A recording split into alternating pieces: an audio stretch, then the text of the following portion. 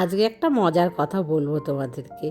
তো তোমরা সবাই শুনবে কথাটা, তারপর তোমরা বলবে কার কার সাথে এই ঘটনাটা ঘটেছিল। অনেকের সাথেই কিন্তু ঘটে, শুনলেই তোমরা অবাক হয়ে যাবে এবং হাসবেও তার সাথে সাথে। যাই হোক, বলছি বন্ধুরা তোমাদেরকে একটু পরেই। আর মোটামুটি একটু কাজ কিন্তু আমি করে ফেলেছি, তারপরে তোমাদের সামনে আমি আসছি। আজ হচ্ছে বৃহস্পতিবার, আমার হাজব্যান্ড চলে গেছে কী বারে বন্ধুরা, সোমবারে। তো সোমবার থেকে বৃহস্পতিবার অনেকগুলো দিনই কিন্তু মাঝখানে চলে গেল। মিস্ত্রি কিন্তু আছে, তবে কাজ একদমই কম, মানে কাজ আর কিন্তু করাচ্ছি না।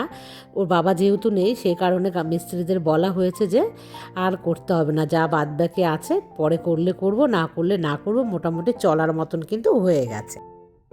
আর হেনাকে দিয়ে সামনে পেছনে সব জায়গাতে একটু জল ঢেলে দিতে বললাম ওকে।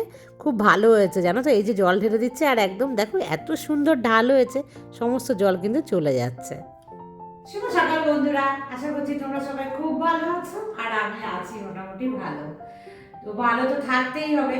তো এখন ঘড়ির কাঁটাতে বাজে সকাল 8টা, আর আজ হচ্ছে বৃহস্পতিবার। তো আমি আমার ঠাকুর ঘর থেকে আজকে ব্লগ শুরু করছি। তোমাদেরকে তো আমি দেখাইনি ভালো করে কিভাবে কি ঠাকুর, এখনো সাজাতে বোঝাতে কিচ্ছু পারিনি, তবু ঠাকুর পুজো তো দিতেই হবে। তো চলো বন্ধুরা আমি দেখাই। আর আজকে বৃহস্পতিবার এই সিংহাসনের সমস্ত কিছু তুলবো, তো তোমাদেরকে সাথে নিয়েই করি। আর এটাকে ভালো করে ধুয়ে মুছে আমি নিয়ে এসেছি, ভাবলাম এটাকে আমি ঠাকুর ঘরে ব্যবহার করি, কারণ এটাকে ফেলে রাখলে এটা নষ্ট হয়ে যাবে। আর এটা থাকলে আমার খুব মানে দরকারি জিনিসপত্রগুলো ঠাকুরের আমি রাখতে পারবো। তো কীভাবে ব্যবহার করছি কী করছি তোমরা আমার সাথেই থাকো। এই ঘরটাতেই আমি কিন্তু ঠাকুর রাখলাম, আর জায়গাটা চেঞ্জ করলাম বন্ধুরা। আগে যে জায়গাটা ছিল সেই জায়গাটা ঠাকুর রাখার জন্য একদম পারফেক্ট ছিল না। এই পজিশনটা করাতে অনেকটা আমি কিন্তু সামনে স্পেস খালিও পেয়েছি। তোমাদের যেদিন হোম ট্যুর দেবো আমি দেখাবো খুব ভালোভাবে। আর ঠাকুরকে আমি আমার ঠাকুর ঘরে রাখিনি, মানে আমার যে 3তলার ঘর আছে সেখানে অনেকগুলো কারণ আছে, সেই কারণেই কিন্তু আমি রাখিনি। তো তিথি আমাকে বলেছিল ঠাকুরকে ওপরে রাখলেই ভালো, ঠাকুর নিচতলায় থাকবে, তো ওপরতলায় মানে আমি যে থাকবো এটা থাকাটা মানে শোভনীয় নয়, মানে এটা আমাদের মধ্যে কিন্তু একটা ধারণা, বা আমরা এটা অনেকেই মানিও এটা।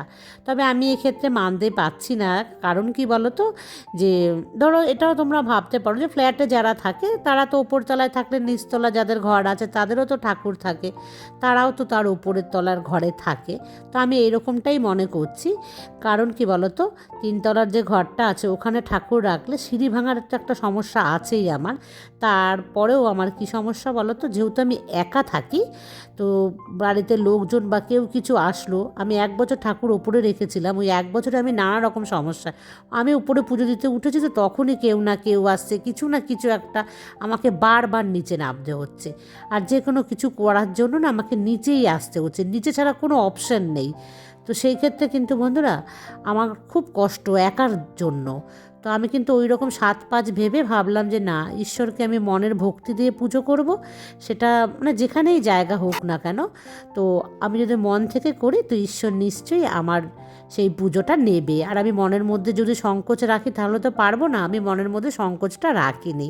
অনেকেই এরকমটা বলে আমাকে, তিথি নয় শুধুমাত্র, যে আমি কিন্তু অনেকের কাছেই শুনেছি, এবং কি আমার মাও নিজেও বলেছিল। কিন্তু আমি ঈশ্বরকে বলেছি, ঈশ্বর তুমি আমার এখানেই থাকো, আমি তোমাকে খুব ভক্তি ভরে পুজোটা করতে পারবো। আর ডক্টরও আমাকে সাবধান করেছে, বলেছে যে বেশি সিঁড়ি ভাঙা করবেন না। ধরো নিচতলায় তো আমাকে আসতেই হয় না, আর ঠাকুর পুজোর জন্য আমাকে 3বার ওপরে আরও এক্সট্রা যেতে হতো। সেই কারণেই আমি ভাবলাম। আর তারপরে কি বলতো,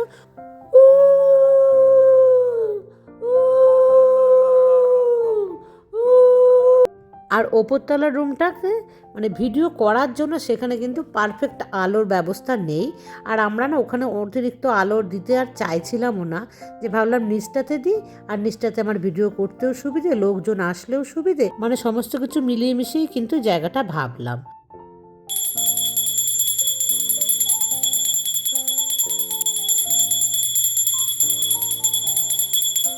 আর বন্ধুরা আজকে প্রথম আমি শীতের জামা কাপড় পরালাম আমার ভগবানদের। এবার আমি খুব কষ্ট দিয়েছি আমার গোপসোনা রাধা মাধব মা লক্ষ্মীকে। এত শীত পড়েছে এবছর, আর আমি কিন্তু ঠিকঠাক করে পুজো দিতেই পারিনি।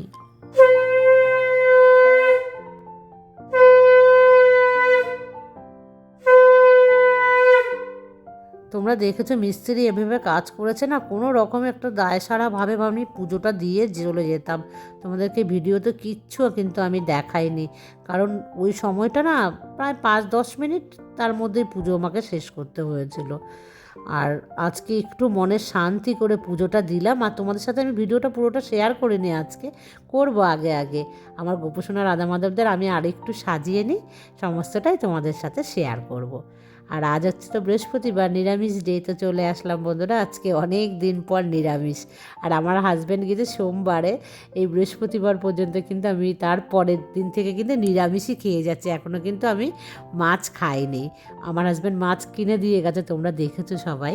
আর ব্লগের প্রথমেই যে কথাটা তোমাদের বলছিলাম যে তোমরা সবাই হাসবে, যখন বন্ধুরা আমার বিয়ে হয়, এটা তো আমাদের বাঙালিদের মধ্যে মানে হিন্দুদের সবারই কিন্তু এই নিয়মটা আছে না, হস্তবন্ধন। ওই ঘটের ওপর যখন ছেলে আর মেয়ের হাত বেঁধে দেয় না, একটা গামছা দিয়ে ঢেকে দেয়, ওই নিয়মটা তো প্রত্যেকেরই আছে। তো ওটা যখন হচ্ছিল তখন তোমাদের সাথে কার কার সাথে তোমাদের সাথে, মানে আমি বলতে পারছি না, গুলিয়ে ফেলছি কথাটা, মানে কার হাজব্যান্ড করেছিল যে ওই সময় দুষ্টুমিটা।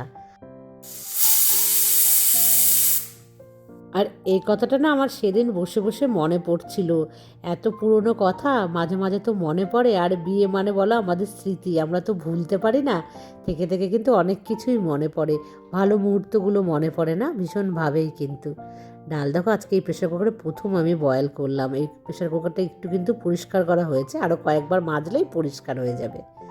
আর কি বলো তো বন্ধুরা, ওই সময় যখন বেঁধে দিয়েছিল না, তখন কিন্তু দেখবে হাত দিয়ে কীরকম মানে একটা সুড়সুড়ি মতন দিচ্ছিল, আর আমি তো লজ্জায় লাল হয়ে গেছি তখন।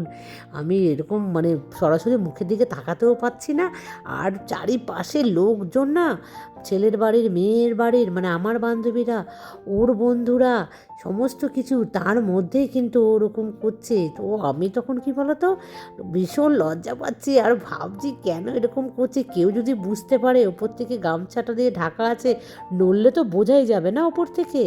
তাও কিন্তু 2-3 বার ওরকম করেছে বন্ধুরা, সেটা কিন্তু ভীষণ তখন কি বলো ভালোও লাগছিল, আমার লজ্জাও লাগছিল, মানে সব মিলিয়ে মিশে যেন লাল হয়ে গেছিলাম লজ্জায় একেবারে। তো তোমাদের হাজব্যান্ডটা কি এরকম দুষ্টুমি করেছিল? কমেন্টসে কিন্তু অবশ্যই আমাকে জানিও। আবার আর একটা সময় কিন্তু দুষ্টুমি হয়, সেটা হচ্ছে যখন খই দেওয়া হয় না আগুনের মধ্যে, ওই সময়টাও কিন্তু। আর আমাদের বিয়ের সময় তো খুব শীত ছিল, আমরা গায়ে শাল জড়িয়ে বিয়ে করেছি। এখনকার বিয়েতে কিন্তু যতই ঠান্ডা পড়ুক গায়ে কিন্তু কেউ শাল চাদর কিচ্ছু দেয় না, না, আমাদের কিন্তু গায়ের ওপর দিয়ে না শাল দিয়ে দেওয়া হয়েছিল। আর বিয়ের সময় তো ধরো জামাইকে তো নতুন শাল দেওয়াই হয়, আর আমাকে নতুন শাল দিয়েছিল, তো দুজনের গায়েই কিন্তু শাল ছিল। তো তোমাদের সাথে তো ভিডিওটা শেয়ার করতে পারিনি, কারণ আমার বিয়ের যে ক্যাসেট সেটাকে অযত্ন করে রেখেছিলাম, সেখান থেকে কিন্তু খারাপ হয়ে গেছে জানো তো।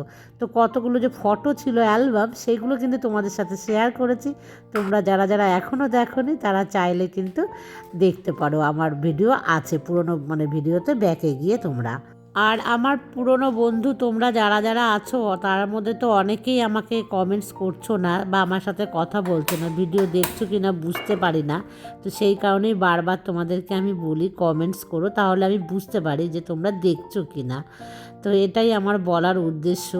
তার মধ্যে অনন্যা, তাকে আমি ভীষণই মিস করছি। অনন্যার কি হলো বুঝতে পারছি না, আমাকে দীর্ঘদিন হয়ে গেল ও আবার আমাকে কমেন্টস করছে না। আসলে অনন্যা আগে যা হতো আমাকে কিন্তু ও জানাতো, যেরকম আমি তোমাদেরকে জানাই, ও কিন্তু সবটা আমাকে জানাতো যে মায়ের কাছে যাচ্ছে, মায়ের এই অবস্থা। কিন্তু মানে কি বলবো, বেশ কিছু মাস হলো কিন্তু আর আমাকে কমেন্টস করছে না, আমার সাথে একদমই কথা সেভাবে বলছেও না। আর এটা কী ছিল বলো, থোড় দিয়ে ডাল দিয়ে করেছিলাম। আর এই রান্না করতে গেলে যেরকম যে ফ্যাকাশে ফ্যাকাশে রং দেখলেই কিন্তু এখন স্বর্ণালীর কথা মনে পড়ে। আর এই ডালটা তো একদমই ফ্যাকাশে হয়েছে আজকে। আর বন্ধুরা তোমরা সবাই আমাকে বলছিলে যে মাকে ডেকে নাও, মাকে ডেকে নাও, মাকে কিন্তু ডেকে নিয়েছি।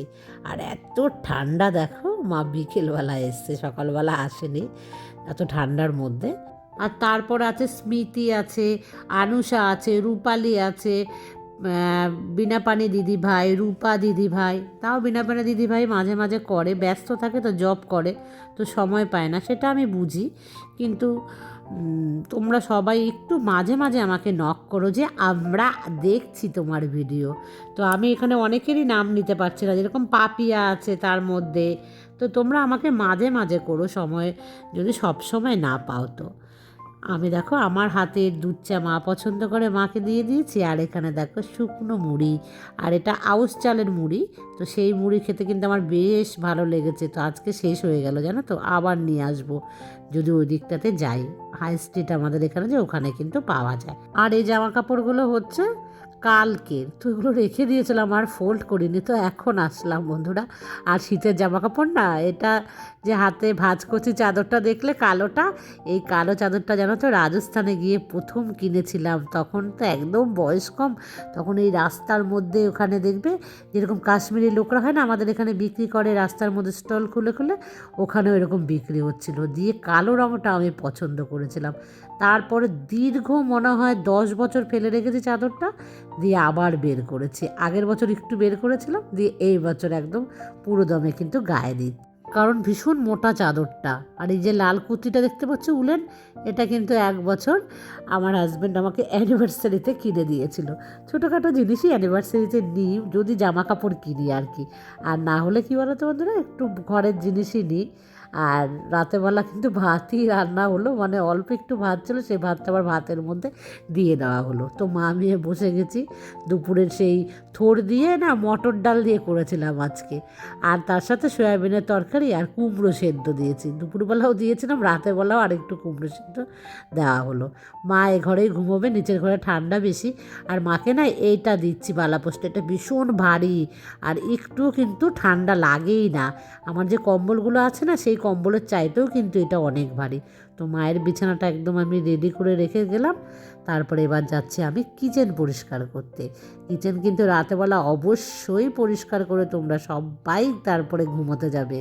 আর বন্ধুরা, তোমাদের বলেছিলাম যে মেয়ে ওখানে একটা বাঙালি হোটেলের খবর পেয়েছে, তো সেখানে কিন্তু মেয়ে আজকে মাছ খেয়েছে জানো তো। দুপুরবেলা নাকি মাছ রান্না করেছিল, তবে মেয়ে মাছের নামটা তো বলতে পারলো না, খেয়ে অত চেনে না। বললো পেঁয়াজ দিয়েছে, টমাটোর দিয়েছে, আর ধনে পাতা দিয়ে মাছ করেছে, মাখা মাখো হয় না, সেটা আমাকে বলছে। আমি বললাম ও আচ্ছা আচ্ছা, ভালোই করেছে, খেতে কেমন লেগেছে? বলছে ভালোই লেগেছে, তবে মাছটা তো চিনি না কী মাছ। ওখানে কি বলো তো, বেশিরভাগই হচ্ছে পাঙাশ মাছ রান্না করে জানো তো, পাঙাশ মাছ সস্তায় পাওয়া যায়, ওখানে কিন্তু তাই করে। তো মেয়ে তো অত বুঝতে পারে না, তবে ভেজে করেছিল ওখানে, বলে কাঁচা করেছিল, এর আগে একবার এক জায়গায় খেয়েছিল তো, তখন কিন্তু খুব গন্ধ লেগেছিলো, খেতে পারেনি। এখানে বললো ভেজে করেছে মাছ, তবে জানি না কী মাছ, মাছটা তবে ভালো লেগেছে খেতে। আমি বললাম যাই হোক, ভালো লাগলেই হলো, ওটা দিয়েই খা। তখন বললো যে হ্যাঁ, অনেক দিন পর ওখানে আমি মাছ পেলাম। আর সেই হোটেলটা বললো সপ্তাহে একদিনও মাছ করে না, বললেছে মাছ যেদিন যেদিন আমরা পাই সেদিন সেদিনই মাছ বানাই। আমি বললাম যাই হোক, খবর নিবি যেদিন মাছ পাওয়া যাবে, মানে আগে থেকে বলে রাখবি ওই আন্টিকে, বা তুই ফোন করবি মাঝে মাঝে যে আন্টি কবে মাছ হবে। যদি বলে যে আজকে হবে, তাহলে সেদিন ওখানে খেয়ে নিবি। অন্তত দুধের স্বাদ বলে না, ঘোলে মেটানো, সেইটা তো হবে, বাড়ির মতো তো লাগবে না টেস্ট। যাই হোক, ওখানকার মতো হলো। আর মাছ খেতে যখন ভালোবাসিস। মেয়ে বললো যে আচ্ছা ঠিক আছে মামা, আমি তাহলে মাঝে মাঝেই আন্টিকে ফোন করে জানবো। আমি বললাম আর নাহলে তোদের স্টুডেন্টরা তো ওখানে খায়, তুই জিজ্ঞাসা করবি যে মোটামুটি কতদিন পর পর হয় আর কি। মেয়ে বললো যে ঠিক আছে তাহলে। মাছ তো একটুখানি পেলাম এতদিন পর, মানে 1.5 বছরের প্রথম কিন্তু মেয়ে মাছ পেলো ওখানে। তা আমার না শুনেও যে ভীষণ শান্তি লাগলো। যাই হোক, একটু খেলো আর কি মেয়ে। আর ওর বাবা যেখানে থাকে সেখানে কিন্তু মাছ পাওয়া যায়, মানে কী বলতো, ওখানে সপ্তাহে একদিন হলেও মাছ রান্না হয়। ডিম, মাংস, পনির এসব হয় বেশি, মাছটা একদিন সপ্তাহে পাওয়া যায়। আর ওর বাবা মাছ খেতে অত বেশি ভালোবাসে না, যে মাছ না হলেও কোনো আপত্তি নেই, কিন্তু মেয়ের জন্যই হয়ে গেছে না সমস্যা। বন্ধুরা, আমার কত কাজ রয়েছে নিচতলায়, জানো অনেক কাজ আছে। ওরা পরিষ্কার করে দিয়েছে, ওদের পরিষ্কার তো আর সেরকম ভালো পরিষ্কার নয়, নিজেকে হাত লাগিয়ে পরিষ্কার করতে হবে। আর ঠান্ডাটাও এত বেশি পড়ে গেছে না।